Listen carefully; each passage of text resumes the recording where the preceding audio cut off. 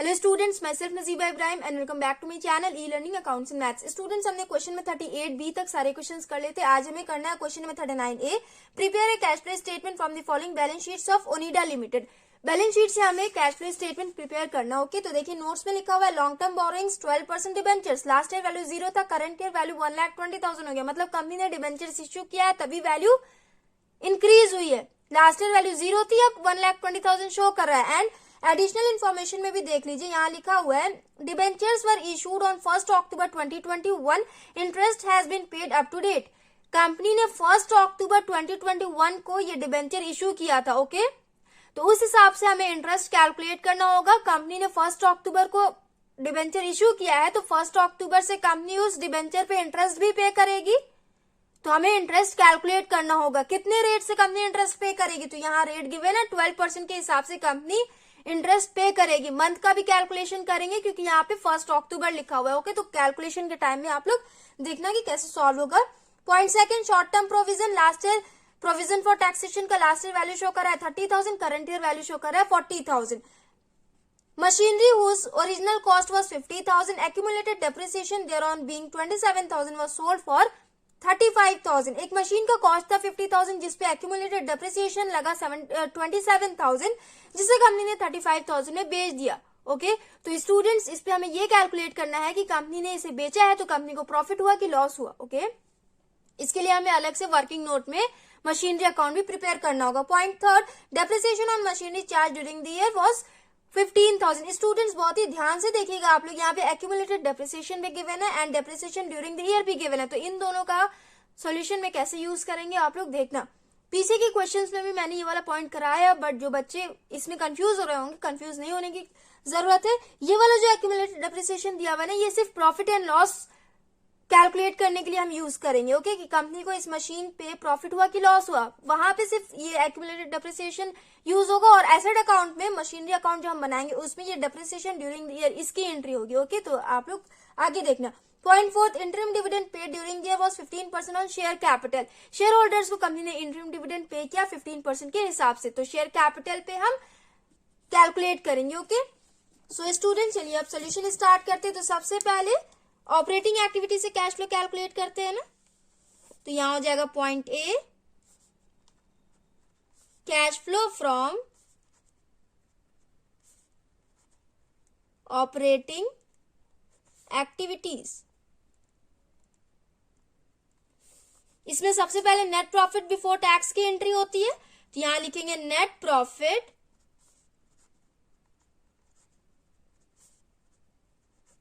Before tax. Working note में इसे solve करेंगे।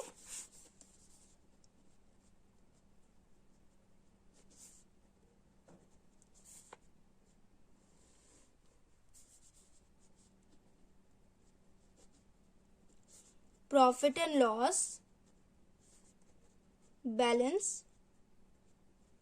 देखिए स्टूडेंट, सबसे पहले आप लोग नोट्स में चेक करना कि रिजर्व एंड सरप्लस गिवन है क्या। यहाँ पे नहीं गिवन है तो आप डायरेक्ट बैलेंस शीट में देखना। यहाँ रिजर्व एंड सरप्लस गिवन है ना, तो यहाँ लास्ट ईयर वैल्यू कितना था 25,000, करंट ईयर वैल्यू इंक्रीज होकर 1,07,000 हो गई। तो इसे आप कैलकुलेट करिए। Current year minus previous year करते हैं ना, तो 1,07,000 माइनस 25,000 कितना हो जाएगा, ये हो जाएगा 82,000। इसमें रिजर्व बैलेंस और प्रॉफिट एंड लॉस बैलेंस दोनों ही इंक्लूड है। ओके, इसके बाद अगर आपके क्वेश्चन में डिविडेंड गिवन होता है तो उसे भी हम ऐड करते हैं। तो यहाँ देखिए आपके एडिशनल इन्फॉर्मेशन में लिखा हुआ है ना 15% के हिसाब से शेयर होल्डर्स को डिविडेंड पे किया गया। तो यहाँ देखिए लास्ट ईयर पे हम कैलकुलेट करेंगे। ओके, ये शेयर कैपिटल का लास्ट ईयर वाला अमाउंट कितना दिख रहा है 2 लाख, करंट ईयर में भी 2 लाख है, बट यहाँ सेम है तो यहाँ आप कंफ्यूज नहीं होंगे। बट जिन क्वेश्चंस में डिफरेंट होगा दोनों वैल्यू, तो उसमें आप कंफ्यूज होंगे ना, तो ध्यान से सुनिए। ये प्रीवियस ईयर वाले पे आप कैलकुलेट करना, क्योंकि ड्यूरिंग द ईयर कंपनी के पास कितना शेयर कैपिटल था 2 लाख। उसके बाद ईयर के एंड में ये 2 लाख शो कर रहा है। ओके, कंफ्यूज नहीं होना। 2 लाख पे हम कैलकुलेट करेंगे तो कितना हो जाएगा 2 लाख इंटू 15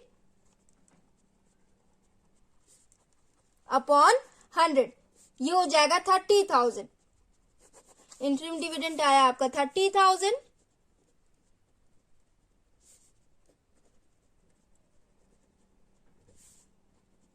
उसके बाद स्टूडेंट्स प्रोविजन फॉर टैक्स को भी हम ऐड करते हैं ना इसमें, तो क्वेश्चन में आपके गिवन है, उसे भी हम ऐड कर लेंगे। प्रोविजन फॉर टैक्स, देखिए करंट ईयर में कितना दिया हुआ है, सॉरी ये वाला क्वेश्चन है ना, 40,000 कंपनी ने प्रॉफिट से निकाल के 40,000 प्रोविजन में ट्रांसफर किया होगा ना, तो वापस से हम इसे प्रॉफिट में ऐड कर लेंगे। कितना हो जाएगा ये हो जाएगा 1,52,000, तो यहां लिखेंगे 1,52,000। इसके बाद हम नॉन कैश आइटम्स का एडजस्टमेंट करेंगे, एडजस्टमेंट्स ऑफ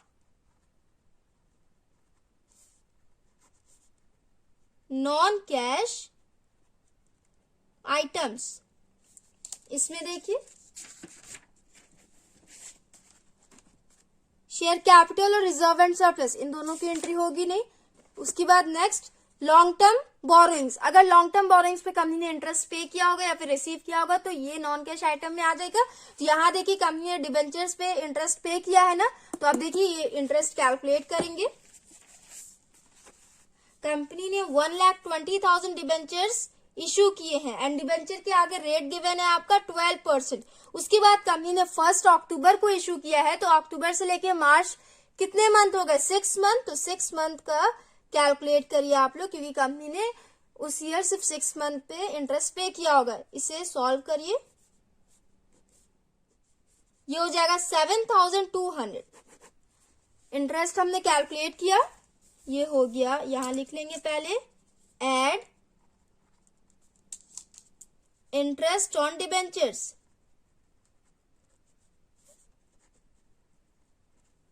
आप लोग पूरा लिख लेना, इंटरेस्ट पेड ऑन डिबेंचर्स, ये हो जाएगा 7,200, ये हो गया। उसके बाद नेक्स्ट पॉइंट देखिए, ट्रेड पेबल और शॉर्ट टर्म प्रोविजन, इन दोनों की एंट्री होती नहीं है। फिक्स्ड एसेट पे अगर डेप्रिसिएशन लगाओ तो उसकी एंट्री करते हैं ना, डेप्रिसिएशन ड्यूरिंग द ईयर की एंट्री करते हैं। तो यहाँ देखिए डेप्रिसिएशन ड्यूरिंग द ईयर कितना शो कर रहा है, 15,000, तो यहां लिखेंगे एड डेप्रिसिएशन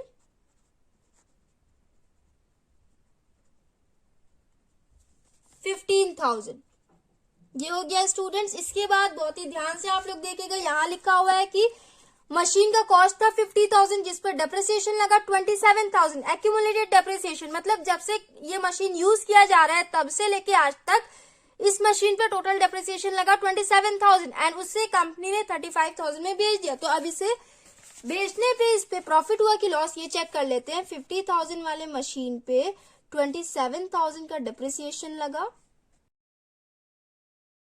स्टूडेंट्स मशीन का वैल्यू कितना हो गया, 23,000। 23,000 वाले मशीन को कंपनी ने 35,000 में बेचा है। ओके, ज्यादा में बेचा है कंपनी ने, तो मतलब कंपनी को यहाँ पे प्रॉफिट हुआ। कितने का प्रॉफिट हुआ, माइनस करिए 35,000 माइनस 23,000, ये हो जाएगा 12,000। 12,000 का कंपनी को प्रॉफिट हुआ। तो जब प्रॉफिट होता है वो इनकम कहलाएगा, इनकम्स को हम लेस करते हैं ना, तो ये हो जाएगा less profit on sale.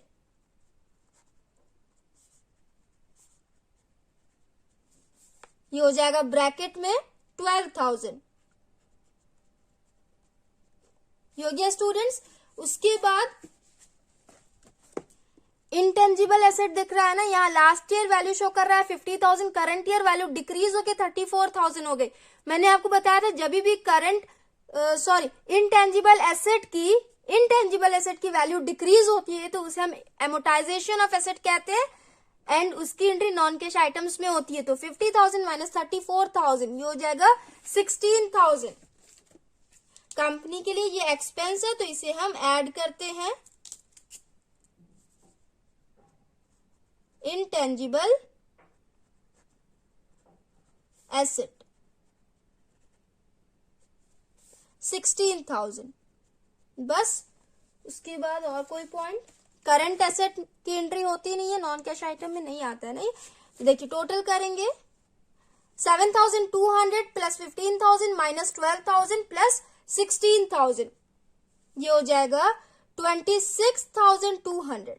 Okay, total करिए 1,52,000 प्लस 26,200, ये हो जाएगा 1,78,200। ये आया आपका ऑपरेटिंग प्रॉफिट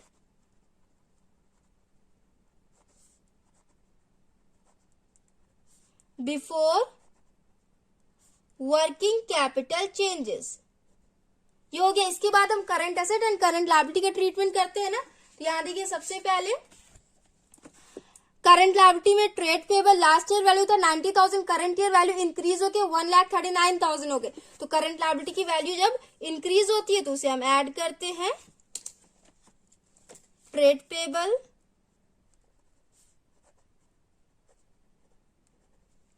$1,39,000 माइनस 90,000, कितने से वैल्यू इंक्रीज हुई है माइनस करिए, हो जाएगा 49,000।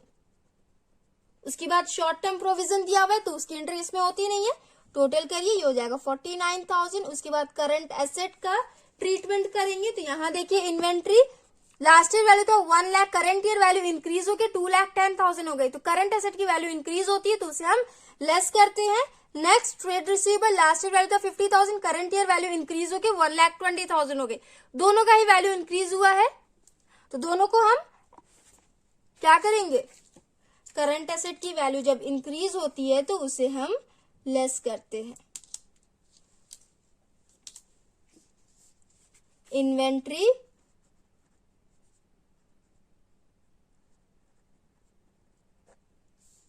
$2,10,000 माइनस 1 लाख, ये हो जाएगा 1,10,000 ब्रैकेट में हो जाएगा। उसके बाद ट्रेड रिसीवेबल, इसका भी वैल्यू इंक्रीज हुआ है,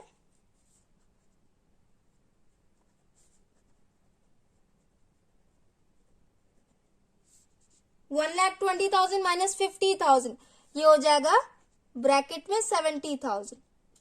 ये दोनों हो गया।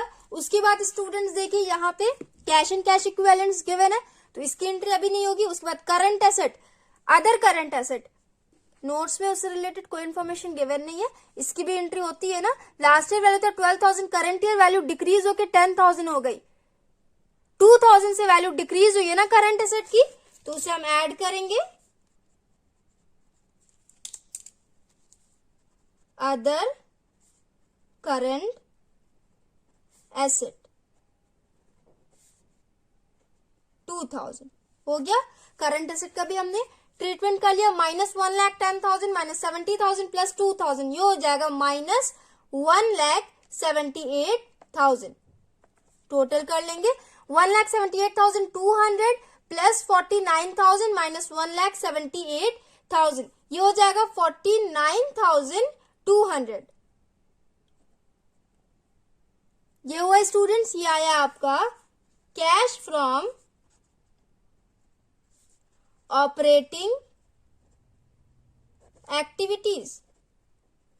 इसके बाद मैंने आपको बताया है कि अगर आपके क्वेश्चन में इनकम टैक्स पेड गिवन हो तो उसे आप लेस करना। तो यहां देखिए प्रोविजन फॉर टैक्सेशन का लास्ट ईयर का और करंट ईयर का दोनों बैलेंस शो कर रहा था, तो करंट ईयर को हम प्रॉफिट एंड लॉस बैलेंस में ऐड करते हैं, लास्ट ईयर के बैलेंस को हम इनकम टैक्स में लेस करते हैं ना। मतलब कंपनी ने लास्ट ईयर प्रोविजन में इतना रखा है तो करंट ईयर में उस पैसे से कंपनी ने इनकम टैक्स पे किया होगा। 30,000 कंपनी ने इनकम टैक्स पे किया होगा तो यहां लिखेंगे income tax paid.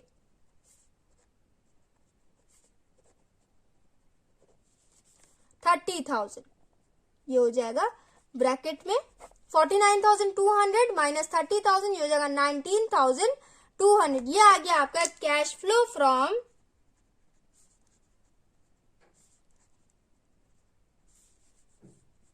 Operating activities. इसके बाद हम इन्वेस्टिंग एक्टिविटी से कैश फ्लो कैलकुलेट करेंगे तो ये हो जाएगा point B, cash flow from investing activities.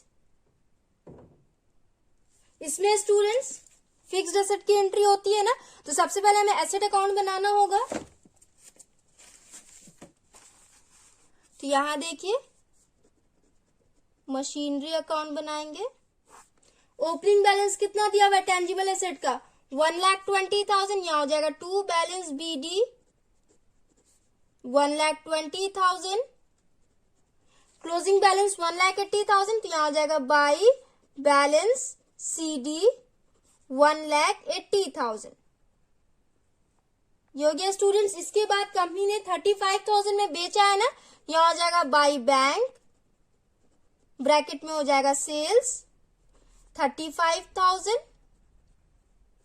उसके बाद students depreciation during the year भी गिवन है, तो यहां हो जाएगा बाई डेप्रिसिएशन 15,000। यहां तक का हो गया। उसके बाद आपके क्वेश्चन में जो एक्यूमुलेटेड डेप्रिसिएशन गिवन है ना, उससे हम ये पता लगाएंगे कि कंपनी को बेचने पे प्रॉफिट हुआ है कि लॉस हुआ है। तो 50,000 का मशीन था, ऑलरेडी मैंने यहाँ पे कैलकुलेट करके दिखाया आपको, यहीं से समझ लीजिए। 15,000 का मशीन था जिसपे एक्यूमुलेटेड डेप्रिसिएशन लगा 27,000। मशीन का वैल्यू कितना हो गया माइनस करने के बाद 23,000। 23,000 वाले मशीन को कंपनी ने 35,000 में बेचा है, जिसपे कंपनी को 12,000 का प्रॉफिट हुआ। तो यहां लिखेंगे टू गेन ऑन सेल 12,000 हो गया। अब टोटल कर लीजिए आप लोग, 1,80,000 प्लस 15,000 प्लस 35,000, ये हो जाएगा 2,30,000। 2,30,000 माइनस 1,32,000, ये हो जाएगा 98,000। ये आएगा आपका टू बैंक, ब्रैकेट में हो जाएगा परचेज, टोटल कर लीजिए 2,30,000 एंड 2,30,000। कंपनी ने कितने में परचेज किया 98,000 में, एंड कितने में सेल किया 35,000 में। तो इन दोनों की एंट्री कर लेंगे। यहां लिखेंगे purchase of machinery 98,000, cash payment किया होगा ना कंपनी ने, तो माइनस में हो जाएगा। उसके बाद सेल्स ऑफ मशीनरी 35,000, बस और किसी पॉइंट की एंट्री होगी नहीं। टोटल करिए 98,000 माइनस 35,000, ये हो जाएगा माइनस 63,000। आंसर आपका आ गया है, चेक कर लीजिए आप लोग। ये हो जाएगा cash used in investing activities. उसके बाद फाइनेंसिंग एक्टिविटी से कैश फ्लो कैलकुलेट करेंगे, वो हो जाएगा point C, cash flow from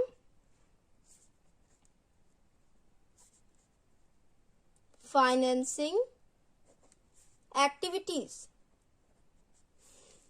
so students, इसमें देखिए सबसे पहले शेयर कैपिटल की एंट्री होती है ना, तो यहाँ पे लास्ट ईयर वैल्यू था 2 लाख, करंट ईयर भी वैल्यू सेम है 2 लाख। कंपनी ने एक भी शेयर इश्यू नहीं किए, कोई कैश फ्लो नहीं हुआ, ना इनफ्लो ना आउटफ्लो, तो इसकी एंट्री होगी नहीं। इसमें रिजर्व एंड सरप्लस की एंट्री होती नहीं है। लॉन्ग टर्म बोरिंग्स में देखिए यहाँ डिबेंचर दिया हुआ है, लास्ट ईयर वैल्यू था 0, करंट ईयर वैल्यू इंक्रीज होकर 1,20,000 हो गया, मतलब कंपनी ने डिबेंचर्स इश्यू किया है। तो यहाँ लिखेंगे इश्यू ऑफ डिबेंचर्स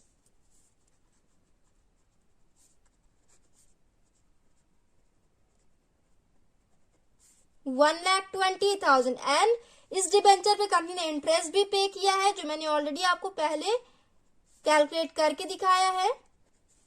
कितना आया था हमारा 7,200 ना, तो यहां लिखेंगे 7,200 ब्रैकेट में। उसके बाद कंपनी ने शेयर होल्डर्स को डिविडेंड भी पे किया है, तो यहां लिखेंगे इंटरिम डिविडेंड पेड। कितना पे किया है कंपनी ने, मैंने ऑलरेडी कैलकुलेट किया हुआ था। यहां हमने लिखा था, हाँ, नेट प्रॉफिट बिफोर टैक्स में हमने कैलकुलेट किया था ना, तो देखिए 2 लाख इंटू 15/100 30,000 आया था, तो यहां लिखेंगे 30,000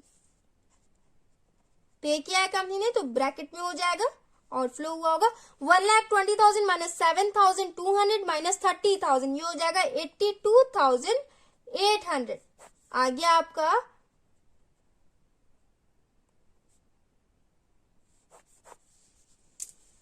cash flow from financing activities. उसके बाद स्टूडेंट्स हम तीनों एक्टिविटीज को ऐड करते हैं ना, तो ऐड कर लेंगे A plus B plus C।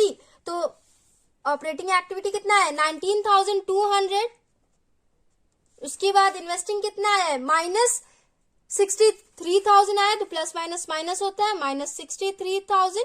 उसके बाद प्लस 82,800, प्लस 82,800। इसे सॉल्व करिए, कितना हो जाएगा ये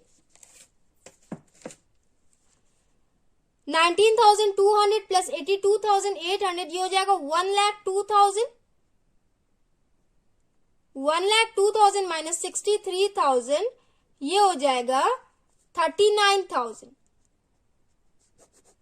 तीनों एक्टिविटी को हमने ऐड किया तो 39,000 आया, तो यहां हम लिखेंगे 39,000। पॉजिटिव में आंसर आया है, तो यहां हो जाएगा नेट इंक्रीज इन